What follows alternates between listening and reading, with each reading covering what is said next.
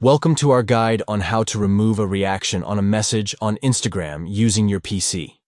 If you've added a reaction and later decide to change it or remove it altogether, we'll show you how to do that with ease.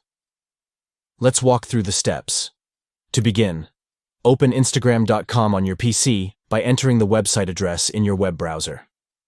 Once you're on the Instagram website, navigate to your direct messages and locate the specific message on which you've added a reaction. Find the reaction you want to remove and click on it. This will display the reaction options that are available for that message. Look for the Tap to Remove option and click on it. This action will remove the reaction you previously added to the message. By following these steps, you can effortlessly remove a reaction from a message on Instagram using your PC. Thank you for following along with our tutorial. We hope this guide has been helpful in demonstrating how to remove a reaction from a message on Instagram on your PC.